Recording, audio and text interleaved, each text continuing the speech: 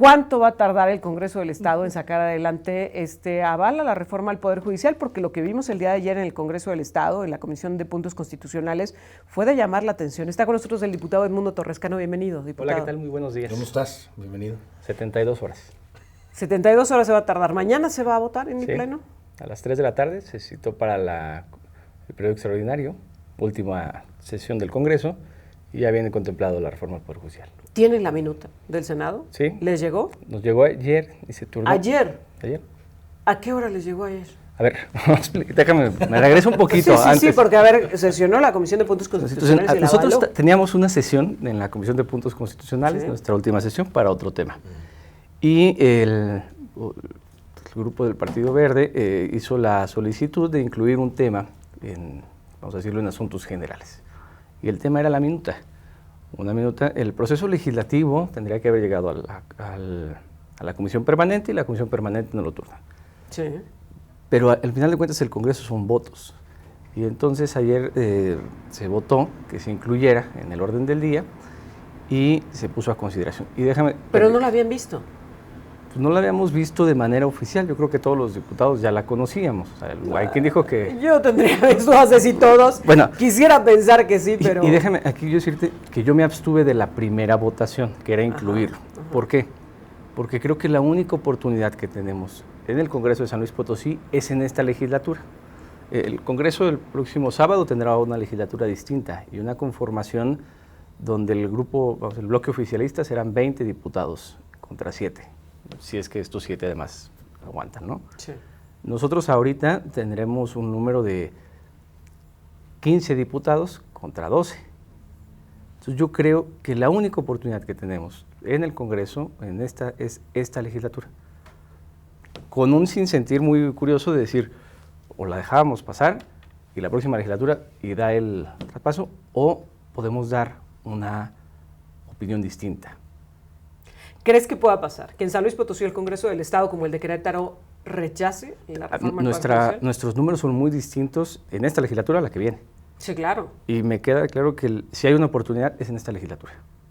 Pero ahora, quiero ir un poco más atrás. A ver, entiendo que la prisa del Partido Verde tiene que ver con estar en esta lista de los primeros estados que le dan al presidente la reforma al Poder Judicial.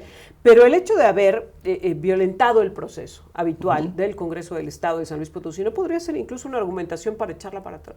No creo que dé para tanto. Hay algo que le llaman en materia electoral, no sé si se aplica igual, el factor determinante.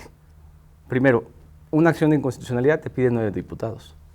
Si la próxima legislatura no va a tener ni siquiera, vamos a hacer 7. Pero es que está pasando lo mismo en la mayor parte de los congresos. Oaxaca lo aprobó sin haber con los votos de la oposición. En la mano la minuta. Había una suspensión. Hay suspensiones de jueces federales para que se turnara a los estados. Y no está pasando nada. Ya deberíamos de estar viendo procedimientos de responsabilidad. Sí. Vamos, es el estilo de la Casa Federal, creo que es algo preocupante. Aplastante. No, preocupante porque el Estado de Derecho no lo estamos... Sí, se está violentando cualquier proceso y cualquier procedimiento que tendría que respetarse, como es el caso de las suspensiones. Claro, y de eso no se ha tocado el tema, pero ya llegó a los estados y ya se empezaron a pronunciar. Y tenemos suspensiones y no se han revocado, que yo sepa. Bajo este contexto, el Congreso del Estado de San Luis Potosí no tendría que votarla. Pero tú dices, a ver, de los males el menor, que la votemos ahorita y no en el que sigue. Ese es mi punto. Porque además tendríamos que estar ya sujetos de responsabilidad, pero no nosotros, sino la Cámara de Senadores por haberla turnado. Y no ha habido un pronunciamiento, y yo no he escuchado y he tratado de ver qué ha pasado con eso, porque están las suspensiones. Y las suspensiones eran, no se turne a los estados. Ahora, diputado, ¿hay de verdad en la oposición en el Congreso del Estado actual los números suficientes como para frenar la reforma al Poder Judicial? Te lo pregunto porque, a ver, hemos visto lo que ha sucedido con iniciativas como el impuesto ambiental, como la eliminación del cobro de los estacionamientos, donde los diputados, a sabiendas que estaban votando algo que no estaba bien hecho, que no iba a trascender, lo aprobaron por quedar bien con el gobierno del Estado. ¿Qué hace diferente esta ocasión? Yo creo que será en la conciencia de cada diputado. La postura, por lo menos ayer que se vio, fue la de Rubén y la mía, de ir en contra de este dictamen. Tendremos que ver cómo reaccionan ahora cada uno de los diputados. El bloque oficialista, en momento son 15 diputados. Hay otros 12 que no han comulgado, o, vamos, en algunas cosas sí, en otras no. pero es la última votación que vamos a tener. Sí, claro, la última oportunidad que tienen, además de mostrarse frente a la gente que los eligió. Dime una cosa, diputado, vamos al fondo. ¿Por qué en lo personal estás en contra de la reforma del Poder Judicial? Primero, soy abogado, y creo que además lo que estamos haciendo, había una gran área de oportunidades para el Poder Judicial Federal. Sí creo que había un tema muy fuerte de privilegios, estamos de acuerdo, que había un tema de familias, bien, pero creo que nuestro contexto nacional no puede permitir que los jueces sean elegidos. Si no hubiera condiciones de delincuencia organizada en ciertas regiones, donde no hubiera factores reales de poder que influyen en las votaciones, que lo hemos visto en nuestro país, en nuestro estado, pues dirías, oye, sí, vamos a tener un proceso democrático donde van a subir las mejores personas para ser jueces, o sea, para hablar de justicia. Pues vas a tener a lo mejor despachos muy grandes que le van a invertir a las campañas. Luego dicen, no, es que no van a poder tener financiamiento. ¿Y cómo se van a dar a conocer por TikTok? Vamos, no, el mecanismo sí, claro. no me da. Luego dicen, no, en las leyes secundarias vamos a tenerlo. No, pero el problema es que vas a poner la justicia en manos de la popularidad. El más popular es el que va a tener buen visto. Creo que el Poder Judicial se había mantenido y siempre había sido un poder no público y ayudaba, porque entonces no era en la palestra pública de la toma de decisiones. A ver, al Congreso local nos puso una buena duda. Sí, claro, les enmendó la plana. En algunos casos creo que también se vuelan, pues habrá temas de discusión, pero lo acatábamos. Pero ahora, si tú quieres, por ejemplo, un medicamento y no te lo dan y te amparas, híjole, fíjate que como yo soy juez del gobierno, pues no puedo decidir tomar una decisión en contra del gobierno. Me salta cuando ustedes dicen, porque no eres el primero ni el único que lo dice, en unas sí y en otras se pasan. Sí. Y te digo, y eso luego genera mucho ruido. Cuando nosotros que estamos en comunicación, claro, nos decían, hay un ruido que luego todo eso lo echa a perder. Porque ustedes tendrán una posición, pero los que tienen la de a favor de la reforma, tienen ese recurso. Es que se meten en todo y por eso hay que quitar a los jueces, que los ponga el pueblo. No, yo sí creo que se deben de meter en todo, porque garantizas el Estado de Derecho. Es una parte de los pesos y contrapesos. Pero es que aquí se está entendiendo como métanse en algunas cosas, pero en estas no. Yo me refería que en algunas sentencias... No lo digo por ustedes, lo digo desde la 4T. Sí, claro. En algunas sentencias no he coincidido del todo con lo que nos han puesto, por lo menos en el caso del Congreso, o como abogado que luego te pasa y dice, oye, pues es que el juez federal decidió a favor y yo tenía otro criterio. Es defendible, pero es el Estado de Derecho y son los pesos y contrapesos. Que ahora sean jueces populares no te garantiza que haya justicia. Y yo creo que es más endeble ese tema con jueces populares que con jueces que pudieran tener carrera judicial, que se van formando, que tienen ciertos filtros para poder llegar. Y eso es lo que a mí me preocupa como abogado, como ciudadano y como potosino. ¿Hay algo en la reforma? A ver, ya recibiste la minuta, ya viste que aprobó la Cámara de Diputados, la Cámara de Senadores. ¿Hay alguna parte, detectas alguna parte dentro de esta propuesta que sirva para garantizar lo que ha prometido el gobierno federal, una justicia más pronta y expedita, una justicia cercana al pueblo, una justicia mucho más democrática, porque así la han llamado? ¿Ves en esta minuta algo que apunte hacia allá? No. Un tribunal que va, en lugar de un consejo de la judicatura, es un tribunal como de tipo de Santa Inquisición. Sí, sí. Que no le veo forma. Oye, ¿cómo vamos a ser más expedito? Dale más dinero. A ver, tú vas a un juzgado de distrito, trabajan hasta las 11, 12 de la noche y empiezan a las 8 de la mañana. Yo no creo que ninguno de los, a lo mejor habría que preguntar a alguno de los diputados y senadores que votaron si ha ido a un juzgado de distrito en la noche, para que vea que están trabajando. ¿Qué es lo que falta? Pues más recursos. No, porque el presidente dice que se la pasan de vacaciones. No, bueno, cada quien tendrá sus cosas, ¿no? A mí sí me ha tocado ver a los que están trabajando en el Poder Judicial.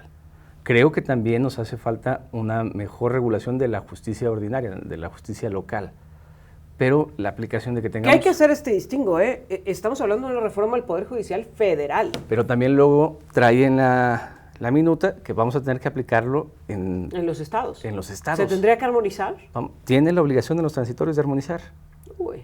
Y entonces vamos a tener magistrados y jueces locales que van a tener que ser electos por el pueblo. A ver, vamos, mucha ciudadanía puede parecer lejana a este tema y van a decir, pues por mí el Poder Judicial, pues que haga lo que quiera, ¿no? Hasta que no le trastoca, o a lo mejor le toca vivir algo en el Poder Judicial. Y entonces ahí sí dicen, oye, es que esto sí está complicado, ¿no? No es tan sencillo. los plazos son largos porque tienes que preparar demandas, contestaciones, vamos, es todo un andamiaje para poder garantizar un Estado de Derecho. ¿Se pueden cambiar los tiempos de los juicios por decreto como viene esta reforma? 6 meses, más tardar y se acabó. Si se cambiaran, a ver, yo creo que la justicia no se puede cambiar por decreto, como tampoco el hambre, ni la inseguridad. Si así fuera, ya lo habíamos resuelto. Es otro el fondo. Pero se está pensando que con cambiar esto, porque incluso hasta le ponen 2 años, 2 años ustedes se van a ir renovando y vamos a ir a elecciones Creo que cada 2 años. íbamos muy avanzados, sobre todo en temas de justicia oral, el tema penal, que fue una gran reforma. Venía el tema del procedimiento civil y mercantiles ya en forma oral.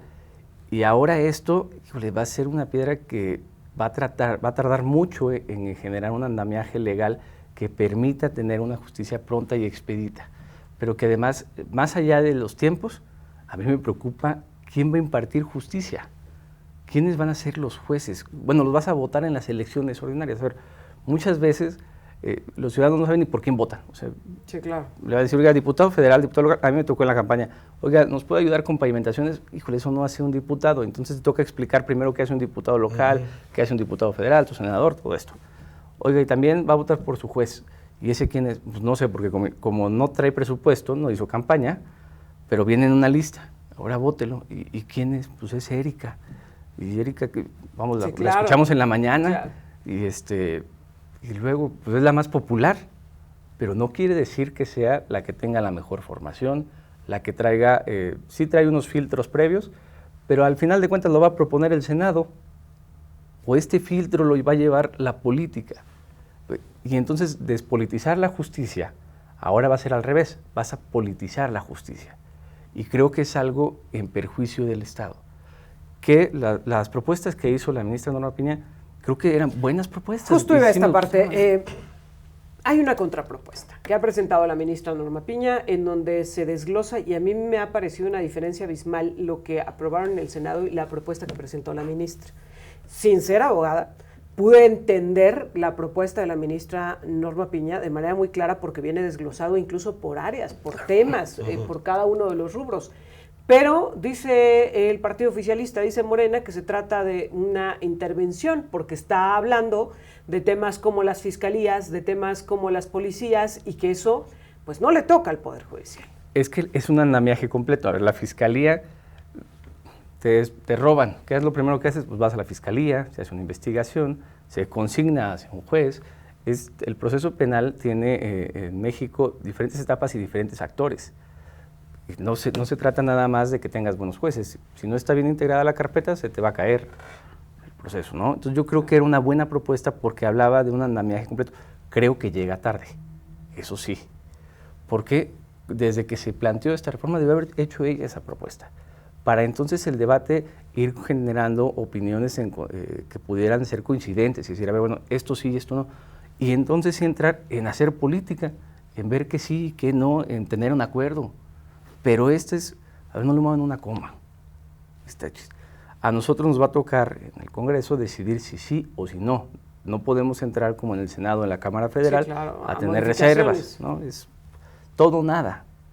Y yo creo que la propuesta de la ministra era una gran oportunidad, que ojalá no se pierda, porque trae cosas también muy buenas, que aún a pesar de estas reformas, que está muy avanzada, se pueden retomar cosas para mejorar o tratar de ayudar en lo que se está haciendo.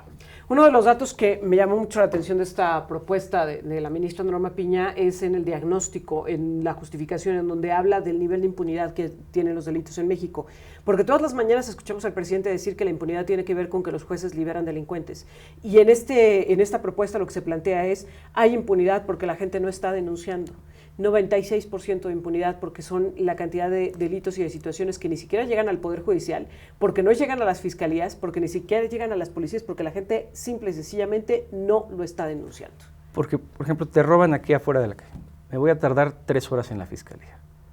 ¿Qué nos hace falta? Y eso es en San Luis Potosí, pero ponle tú, te roban en el municipio de Rayón, en una comunidad, y te robaron tu celular. Y además lo ves, sabes quién fue. Me voy a tardar, me voy a invertir tanto en traslado, voy a perder un día en ir al Ministerio Público, porque luego no están los ministerios públicos en sus sedes porque están rotando. Y entonces pues, la impunidad también se genera desde el lado de los ciudadanos porque no presentamos denuncias, porque desestimamos y no tenemos luego confianza en las instituciones para garantizar que tengan sanciones. Porque si lo van a dejar libre o ¿qué va a pasar? A ver, vamos, todos creo que hemos tenido alguna cuestión o un incidente que luego dice, ¿valdrá la pena o no ir a perder tiempo? ¿O me va a generar impunidad? Porque además no hay suficiente equipo policíaco, no hay suficiente equipo en la policía ministerial, en los agentes del Ministerio Público, para que puedas decidir, voy a hacerlo porque lo van a castigar. Porque si castigan, yo creo que menos gente cometería delitos. Y eso se llama precisamente luchar contra la impunidad. Justo Eso quería es llegar a nuestro esta parte. ¿No tendríamos que haber pensado primero en una reforma previa? Porque tú tocaste un aspecto que me parece fundamental, la confianza. La gente no tiene confianza en las instituciones, la gente no confía en la policía, no confía en las fiscalías y no confía en el Poder Judicial. Pero en esta falta de confianza en el Poder Judicial es de donde se ha agarrado el gobierno federal para ir con esta reforma. Pero si realmente querían cambiar, si realmente querían fortalecer el sistema de procuración e impartición de justicia, no debimos haber empezado por las policías, luego las fiscalías y luego el Poder Judicial. Yo coincido que esa era la reforma. Y además, yo creo que si le preguntas a los abogados si confían en el Poder Judicial Federal, debe ser muchísimo más los que confiamos en el Poder Judicial Federal que los que no. Nada más que pues, hacen la encuesta en ciertos lugares a ciertas horas y tú dices, pues esos no pasan, ¿no? Creo que nosotros, quienes hemos tenido esta roce con el Poder Judicial, confiamos en el Poder Judicial. Vamos, uno dice, le tiene hasta respeto. Sí. Ahora, con lo que está pasando, yo creo que va a bajar mucho el respeto que le tengan al Poder Judicial. Y si es un andamiaje completo de ministerios públicos, policías, fuero local, que teníamos que perfeccionar, y la ciudadanía, que creo que también nos hace falta mucho tener sensibilidad y conocer los procesos. Oye, te roban, ¿qué tienes que hacer? A ver, mucha gente me habla, oye, me pasó esto, ¿qué hago? ¿No? Hay un desconocimiento. Quitaron, y eso tiene que ver desde la educación básica. Ya no tenemos temas de civismo en la educación, entonces no saben ni siquiera cuál es el proceso, qué hace cada quien.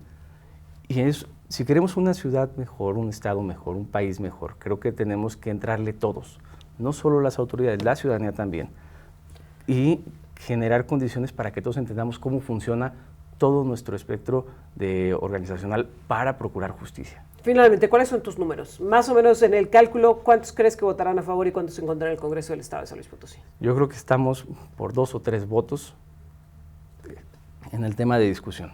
El Congreso necesitaría, para avalar esta reforma, 18 votos. Hay 15 votos oficialistas y los otros 12 que no somos de manera clara oficialistas, vamos a decir opositores. Por eso creo que puede estar en 2 o 3 votos. 2 o 3 votos son los que van a hacer la diferencia. No hay Yunes allá adentro. Bueno, ya sé. ¿Quieres empezar? Esperemos que no tengamos un Yunes. Pero fíjate, el tema de Yunes lo hemos satanizado a Yunes. Pero nadie ha dicho de los otros, los que votaron por el sí. Sí, claro. O sea, no veo... Sí, no, los del PRD... Hay memes de Yunes y todo ahorita. Y los del PRD y los otros, o sea, los de Morena, los del oficialismo, yo no he visto ninguna pancarta. Y creo que tendríamos mucho que cuestionar de San Luis Potosí. Esos serían los más. Diputado, muchas gracias por estar con nosotros. Contrario. Quedamos pendientes. Entonces, en la sesión de mañana se discute en el Congreso del Estado este tema de la reforma. Y se acabó esta legislatura.